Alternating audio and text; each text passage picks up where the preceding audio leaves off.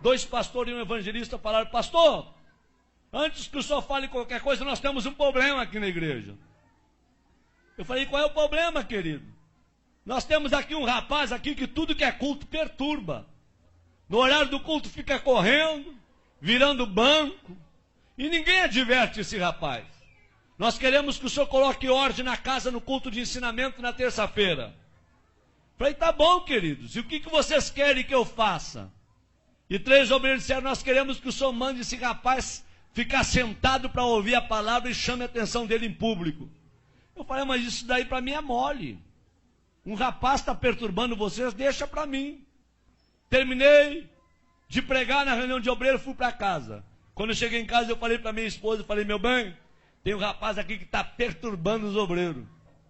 E ela falou: o que tu vai fazer? Eu falei: vou advertir ele no culto de ensinamento, vou chamar a atenção dele. E a minha esposa, muito crente, falou: não faça isso não. Uma alma vale mais do que o mundo todo. Em vez de tu advertir em público, procura visitar ele. E tem mais uma coisa, viu? Quem sabe esse rapaz seja mais crente que eles tudo junto. Porque pelo que eu vejo dos cultos aqui, a igreja tudo dá glória a Deus, só os obreiros não abrem a boca. Então quem sabe esse rapaz está fazendo barulho demais, está incomodando a turma. Não advirta ele, vai até onde ele mora.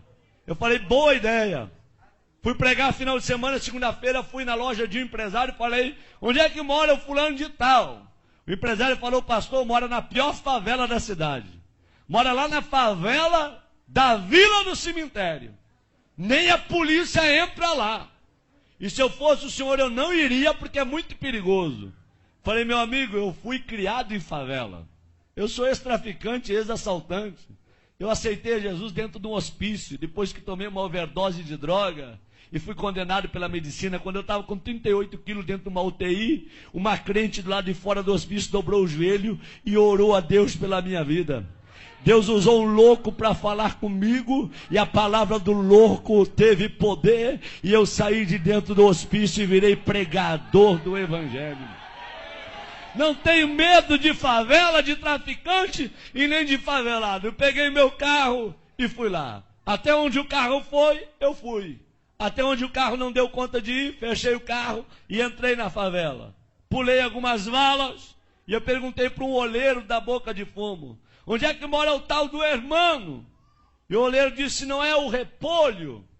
Falei: não sei se é Repolho ou hermano. Me disseram que é o hermano. Falou: não, quando ele era traficante, ele era o Repolho. Depois que se converteu, virou o hermano. Falei: tá bom. Onde é que ele mora? Último barraco do morro. Lá embaixo, bem na costa do morro. Falei: vou lá ver esse doido. Quando eu cheguei lá, tentei abrir a porteira com arame e machuquei os meus dedos. Não consegui abrir a porteira, que era atada com arame, uma porteira de tela. Barraquinho de madeira, querendo cair. E eu peguei e sacudi aquela porteirinha e falei: tem gente em casa? E de dentro do barraco gritaram: quem é? Falei: pastor Sandro Fontoura. E aí gritou lá de dentro: ô maravilha de Deus! Falei: esse cara não é certo não. Quando ele veio e abriu a porta do barraco, ele olhou para mim, levantou as 2 mãos para o céu e começou a glorificar a Deus. Falei: rapaz, não é hora de tu glorificar a Deus, rapaz. É hora de tu abrir esse negócio que eu vim aqui conversar contigo. Ele falou: pastor, eu estou glorificando a Deus, sabe por quê? Eu tenho 3 anos de crente e nunca ninguém veio me visitar aqui na favela. Nem um crente, nem um irmão. E o senhor chegou na cidade há poucos dias. Eu dobrei meu joelho dentro desse barraco. Eu falei: Deus, se esse homem foi tu que enviou para esta cidade e tu é na vida dele, tu vai trazer ele na porta do meu barraco para orar comigo.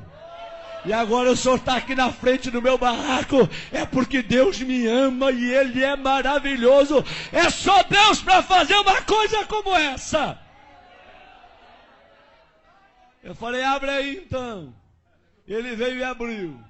A hora que ele abriu, eu me abaixei e entrei no barraquinho dele. Quando eu entrei no barraquinho dele, eu falei: irmão, é muito rápido que eu tenho que conversar contigo. É bem rápido, tá bom?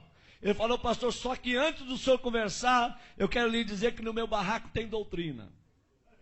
Falei: doutrina?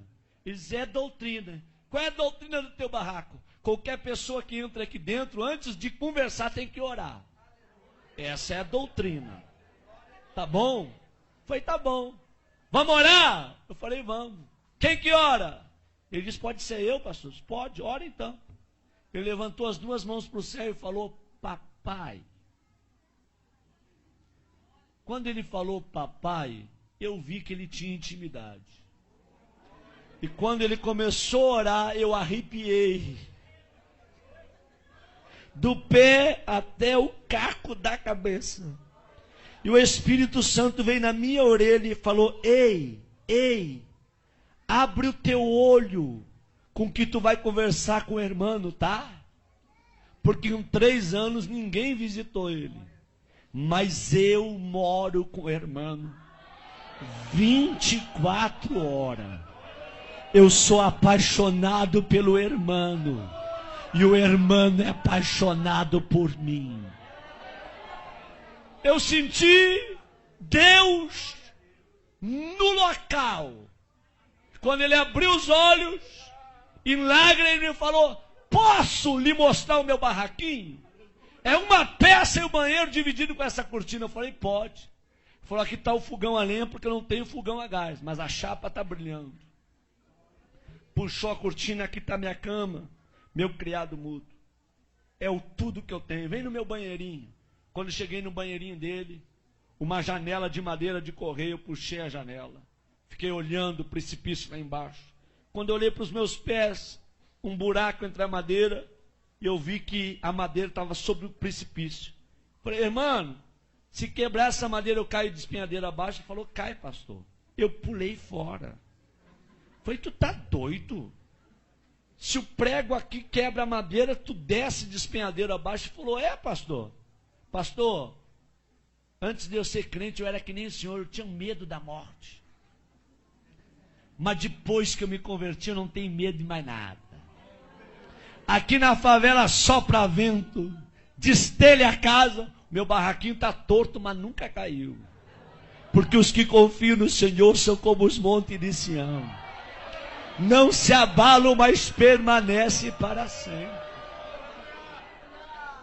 Eu falei, tá bom, vamos conversar. Ele falou, pastor, antes de conversar, um testemunho posso? Falei, rápido, fala rápido. Eles dão licença. Abriu a camisa, 3 buracos no peito. Falei, o que foi isso? Troca de tiro com bandido. Levei 3 tiros de 38 na caixa do corpo. E eu não morri, sabe por quê, pastor? Deus tinha um plano com a minha vida. Pastor, olha esse risco no meu rosto. A polícia me levou para o valão do Tega. Deu rajada de metralhadora para acabar com a minha vida. Uma bala riscou meu rosto. E eu não morri, pastor. Porque Deus tinha um plano com a minha vida. Pastor, está vendo esse buraco do outro lado, no braço? Um homem me atravessou com espeto de fazer churrasco de um lado ao outro do corpo. E eu não morri, porque Deus tinha um plano com a minha vida. Pastor, 26 anos fui condenado de cadeia.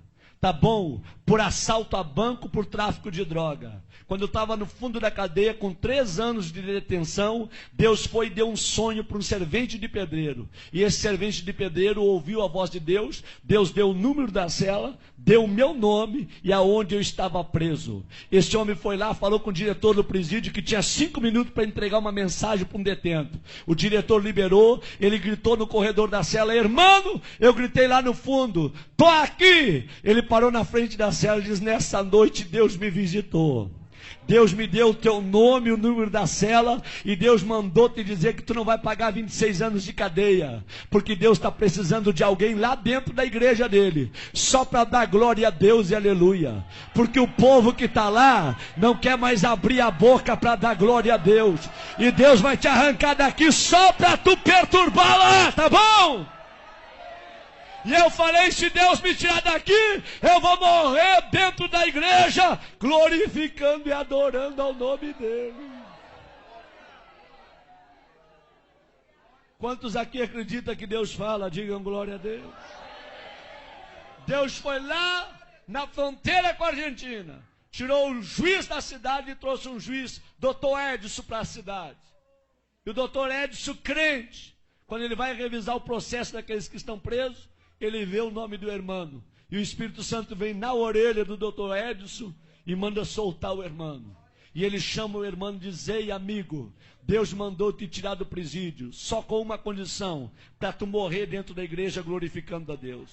O dia que tu desviar, eu mando te prender. E o irmão falou: pastor, o senhor acha que eu vou desviar? Eu não sou doido. Eu vou morrer no meio dos crentes, adorando e glorificando ao Senhor meu Deus.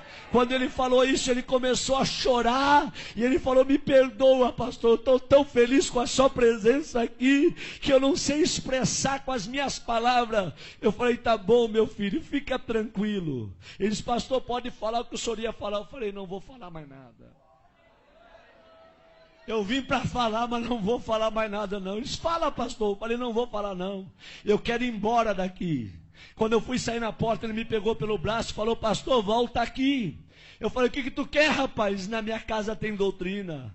Ora quando entra, e antes de sair também tem que orar. Vamos orar? Eu falei: vamos. Eles: posso orar abraçado com o Senhor? Eu falei: pode, abraça em mim. E ele abraçou comigo e começou a orar. Ele falou: Deus, eu não tenho nada, mas o que eu tenho eu reparto com esse homem.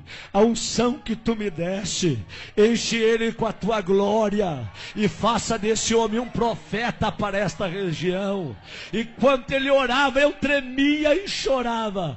Nós não oramos menos de uma hora abraçado. O suor corria na minha perna e a roupa colada no meu corpo. Quando eu saí do barraquinho do irmão, eu fui até o meu carro falando em línguas estranhas. Quando eu entrei dentro do meu carro, eu fui até a minha casa falando línguas estranhas. Quando eu cheguei na minha casa, minha esposa falou: o que aconteceu contigo? O teu rosto está brilhando. Eu disse: aperta a minha mão e me dá a paz do Senhor, porque hoje eu me converti. Hoje eu virei crente de verdade num barraco de um favelado. Deus gosta de usar gente pequena para confundir quem pensa que é grande. Abre a tua boca nesta noite e manda glória para cima. Quantos aqui vieram receber poder e unção do Espírito Santo nesta noite aqui, hein?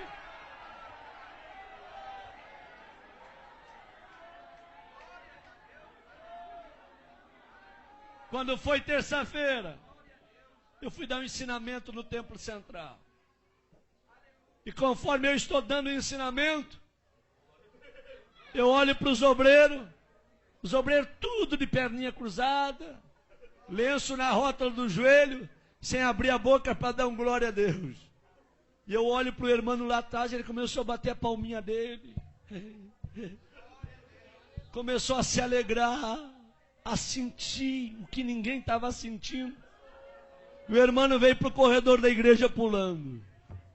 E eu olhei para trás e os 3 obreiros que mandaram chamar a atenção dele olharam para mim e com os olhos eles disseram tudo. Pega ele agora, manda sentar. Com os olhos eles falavam tudo.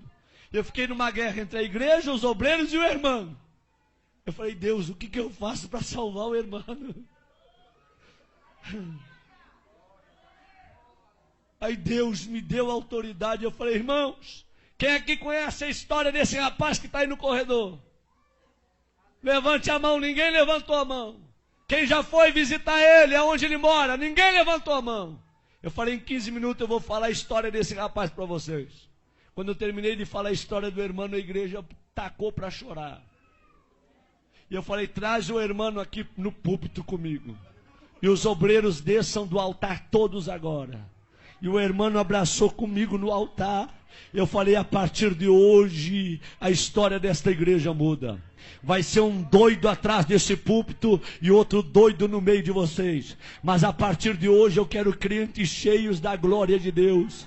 Homens cheios do Espírito Santo, que sejam apaixonados por Deus. Deus não te julga pelo que tu tem, Deus te julga pelo que tu é. Tu pode morar num barraco cair nos pedaços, mas se Jesus mora lá juntamente contigo, você tem valor. Abre a tua boca e manda a glória para cima.